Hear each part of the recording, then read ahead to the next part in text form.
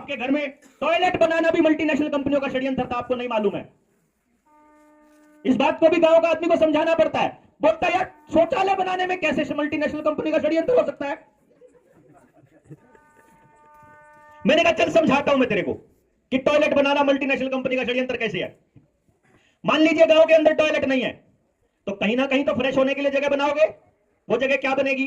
गांव के चारों तरफ का जंगल, खेत नहीं जंगल होते थे स्पेशल। जंगल में जाया करते थे, सुबह सुबह जाया करते थे।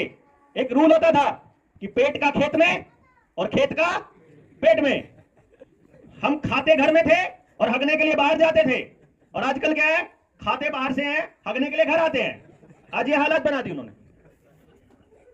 बाहर जाते थे, जंगल में गए हुए हैं मान लो हम लोग, वहां इतने कीड़े इतने जानवर हैं जंगली सुअर जैसे, दोपहर तक किसी का माल नहीं मिलता था, साफ सफाचट।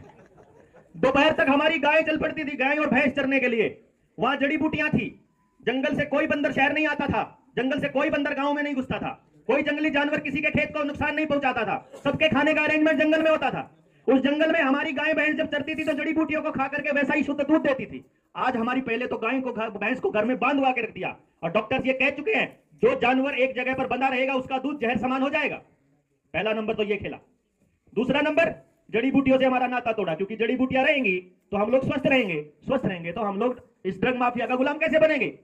तीसरा सबूत, अगर बाहर घूमने जाना है तो जल्दी जाना पड़ेगा, मजबूरी में। हम लोग 5 बजे उठते थे ना, तो हमारे दादाजी क्या बोलते थे, है ससरा दोपहरी ने उठा है। हरियाणा में बोल रहा हूं कि दोपहर में चला है ये घूमने, तो इसलिए 4 बजे उठ के जाते थे। और आयुर्वेद के अंदर अपन सारे सबको मालूम है कि सबसे ज्यादा 4 बजे उठने वाला आदमी जिंदगी भर बीमार हो ही नहीं सकता है। इसका मतलब हम मजबूरी में स्वस्थ रहते थे। लोग उसको मजबूरी कहते हैं, हम उसको साइंस और विज्ञान बोलते थे हमारे पूर्वज, और हमने उसको बदनाम करना शुरू किया। हमने नहीं, मीडिया ने बदनाम करना शुरू किया। ये लोग क्या खेलते हैं, छोटे छोटे थे तो प्रस्तावों में एक चीज पढ़ा करते थे, सिनेमा समाज का आईना होता है। पढ़ा होगा ना आप लोगों ने भी, पहली लाइन लिखते थे हम लोग अपने प्रस्ताव में। बड़ा होने के बाद समझ में आया सिनेमा समाज का आईना नहीं होता है, समाज सिनेमा का आईना होता है। ये लोग पहले सिनेमा में दिखाते हैं कि तुम्हारे समाज को ऐसा बनाने वाले हैं। जो कम बुद्धि वाले लोग हैं उनको लगता है सिनेमा में आ गया है तो ऐसे ही होता होगा, और वो उसको एक्सेप्ट कर लेते हैं। तो सिनेमा के अंदर जब आकर के उन्होंने बोलना शुरू किया, अरे तुम्हारी बहन बेटी बाहर घूमने जाती है, तुम्हारी बहन बेटी बाहर घूमने जाती है। उससे पहले उन्होंने जंगलों को काट करके वहां पर कारखाने उद्योग स्थापित करने का इंतजाम पहले कर लिया। जंगल कट गए, आपको घरों में टॉयलेट खोलना मजबूरी हो गई। अब घरों में टॉयलेट खोला, उसका सबसे बड़ा फायदा क्या, सबसे बड़ा नुकसान क्या? फायदा इनका, फायदा अपना नुकसान।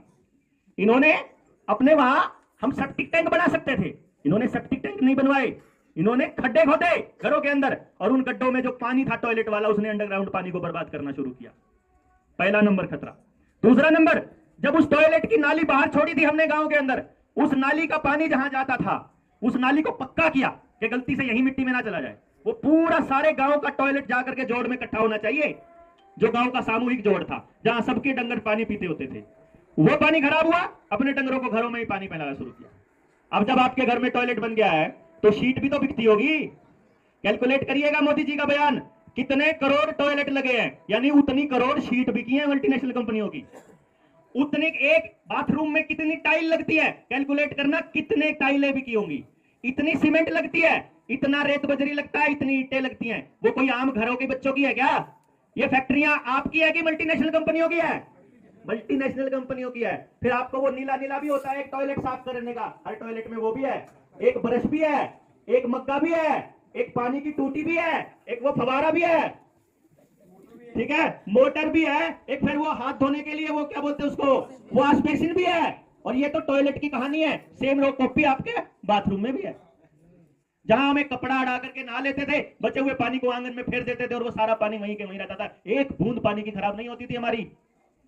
और इन हरामखोरों ने जिंदगी बर्बादी की तरफ लेकर के चले गए। पानी तो छोड़ो आप, हमने अपना एक दाना भी खराब करना नहीं सीखा अपने पूर्वजों से, अपने पुरखों से। इतनी सारी बातें हैं जो कहनी होती हैं।